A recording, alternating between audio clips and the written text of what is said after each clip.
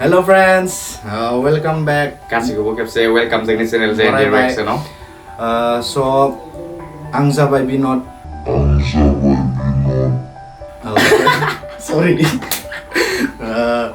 दाखालिनिफ्राय माने इदिनो फेसबुकआव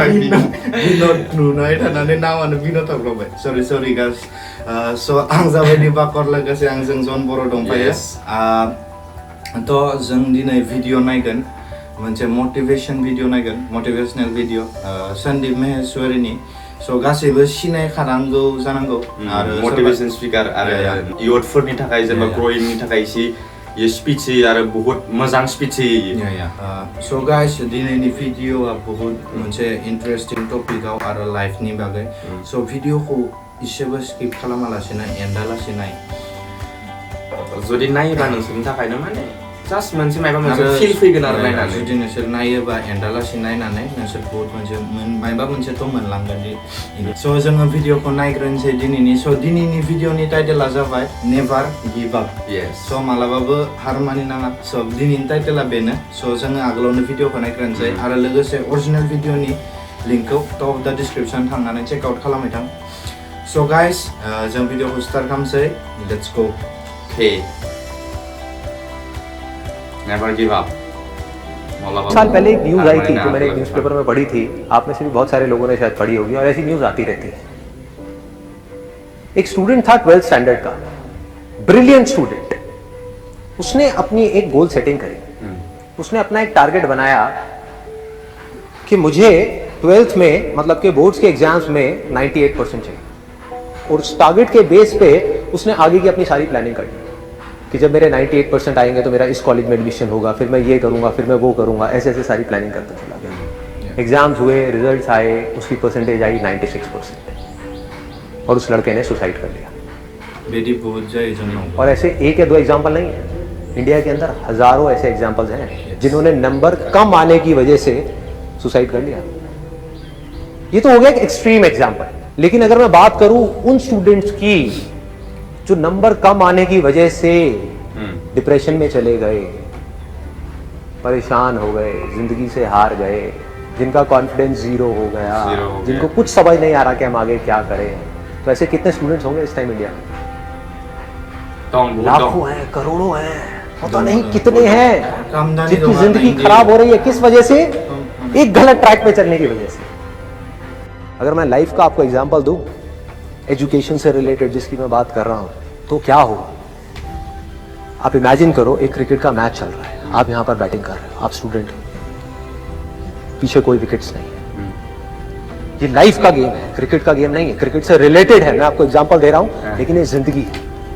आप यहां पर बैटिंग कर रहे हो, पीछे कोई विकेट्स नहीं है, कोई विकेट कीपर नहीं है, कोई और प्लेयर्स नहीं है, सामने से लाइफ है,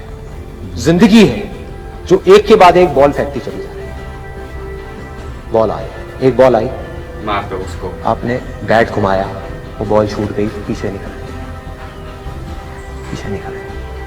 अब आप क्या करोगे? सुसाइड करोगे? एक बॉल छूट गई, समझना इस बात को जो मैं बोलने वाला हूं, एक बॉल छूट गई, सुसाइड करोगे? आप पेरेंट्स हो, आपके बच्चे से एक बॉल छूट गई, क्या कहोगे उसको? मर जा?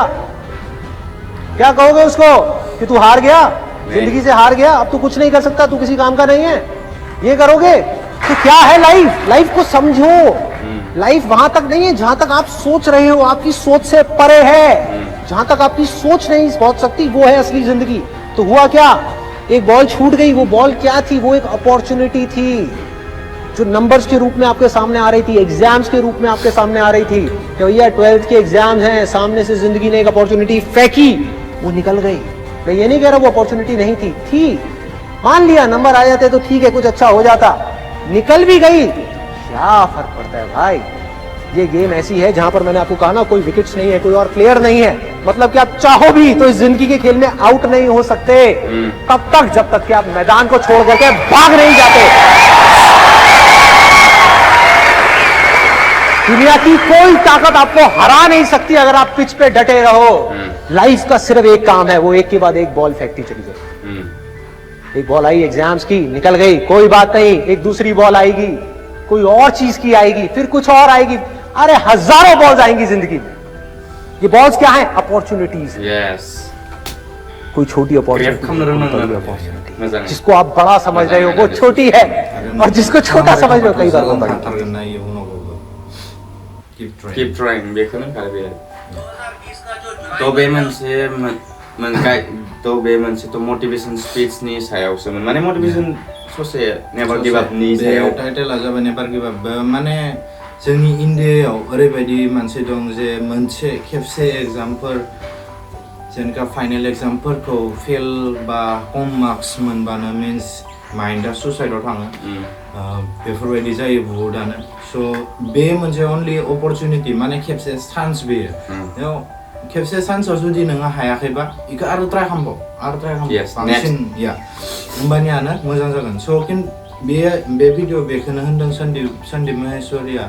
जे जोंनियाव लाइफआव 1000टा बल्स फैगोन मिन्स 1000टा अपरचुनिटि फैगोन just grab खालामनो रोंनांगोन आरो जायखिजाया मोनसे ग्रेब बा नोङो बेखौ रोंनांगोन लाखिनो स' बेखौ मिस जाबाबो मिन्स एख' डाउन जानाङा मानसिया निजेखौनो ट्राइल' आरो थ' बेहाय बेखौनो होनखादो दा नों जिहेतु होनखांबाय माने आरो जोंनियाव बांसिन स्टुडेन्टसफोरा बहुतानो जेनेबा एग्जाम होयो जेनेबा एग्जामफोराव जुदि रिजाल्टफोर हामा जायोबा एग्जामफोराव रिजाल्टफोर हामा जायोबा माने जोंनिया गोसोफोरा किसुमान स्टुडेन्टआ डाउन जायो थ' जोंनि मथेबाबो दा गासैनि थाखायबो बिदि डाउन जानाङा मानोना जास्ट बे मोनसे एग्जामसो बे लाइफखौ जेबो डिसाइड खालामा थ' बेनि थाखाय आरो उनाव अपरचुनिटि फैबावखायोआनो नों जास्ट ग्रेबल'सो खालामनो रोंनांगौ आरो ग्रेब खालामनो रोङाबा नोंनि बाथ्रा आरो ग्रेब खालामनो रोङा मानो जायो मानसिफोरा ताकि इनियाव जुदि माथायाव जेबो आउट नलेज बा माने जास्ट जेनेबा जिखिनि नांगौखिनि लाइफआव जिखिनि सार्भाइभ खालामनो थाखाय केपासिटि थानांगौ इ जुदि गैया इनियाव बे अपरचुनिटिखौ ग्रेब खालामनो हानाय नङा मानोना इनियाव लाइफनि बागै जेबो साननायानो गैया नोङो लाइफखौ साननांगोन साननानै दिहुननांगोन आरो इनो बाथ्राया डेट इज मेन स' बे भिडिअ'आवथ' जेबो बारा खास ओरै होननो गैया बेखिनि पइन्टआनोमोन जे लाइफआ बहुत गोदोर मोनसे बुस्थु लाइफखौ एक्चुअली जोंनिया बहुतानो इजिलिबो लायो इजिलि एन्ड नर्मेलि लायो खिन्थु बियो मोनसे ओरैबायदि गोदोर बुस्थु जायखौ जों सानहरगोन हाया नोंनो आर्टिस्ट बेनि रावबो आर्टिस्ट नङा बेनि माने मा नों आरो जुदि आंनि अपिनियननिफ्राय बुंगोन बेखौ जुदि नों नोंनि ड्रिमनि थाखाय नों जुदि रियेलि ड्रिमनि थाखाय जोङो जुदि नाङो थ' बेखौ मालायनो हेगारना होनाङा निजिनो आर्टिस्ट मालायनि आर्टिस्ट नङा थ' निजिनो आखिनांगोन निजिनि लाइफखौ निजिनो बानायनांगोन निजिनो लिरनांगोन थ' बेखौ रावबोथ' लिरना होफैयानो होमबा आरो सन्दीप महेश्वरियाथ' सासे बहुत मोजां मटिभेसनेल स्पिकार लोगोसे बियो कचार किसुमान माबा आरो बहुत सेसन खालामो लाइभ सेसन इखौ नुनानैनो बहुत मानसिया इन्सपायार जादों आरो येस इनिया मेन फकासआ जाबाय इन्डियानि इयुथफोरखौ इन्सपायार खालामजोबनाय आरो बेनो माने बेनि थाखायनो इउटुबाव बिना साबसक्राइबारा दं बेसे दं बेसेबांबा मिलियन दं जों 6 मिलियननि सायाव थानांगौ जागोन थ' होमबाबो बियो मा खालामदो एड लागायाखै गावनि इउटुब चेनेलनि भिडिअ मानो एड लागायाखै जे स्किप खालामनो थाखाय किसुमान जेनेबा भिडिअ नायग्राफोरा स्किप फैबा भिडिअखौ नायजोबा बानानै डाइरेक्ट डिलिट खालामनो हायो थ' बि प्रब्लेम फैया बायदिनि थाखाय सन्दीप महेश्वरिया बे भिडिअ गावनि भिडिअ एडखौनो लागाया होमबा भाबिना नाय मालायनि थाखाय बेसे निजिनो माबा बावाखै जेनेबा निजिनि जों एटलिस्ट जोंनि अपिनियननिफ्रायबो होनो थाखाय ट्राइ खालामदो जिहेतु जों भिडिअ नुदो थ' जोंखौ फुल जोंनि माथायाव मा फैदो दा नायनाय टाइमाव राइट टाइमाव थ' जोंखौ नैबेयाव हगारदों स' गाइस दिनैनि भिडिअखौ जों बारा गोबाव खालामला जोंनि टपिकआ बेखिनियानोमोन थ' जोङो बेयावनो दोनथ'नो सानबाय थ' गाइस भिडिअखौ नायनानै मोनोब्ला लाइक खालामना हो आरो लोगोसे जोंनि चेनेलाव गोदानबा साबस्क्राइब खालामनानै खालामहो थुना हो ताकि फैबाय थानाय दिनाव जोंनि भिडिअआ नोंसोरनि मबाइलाव नटिफिकेसन थाङो स' सबको नमस्कार गासैखौबो लोगो मोनलायगोन जोंनि बेलेग मोनसे एपिसोडआव स' बाय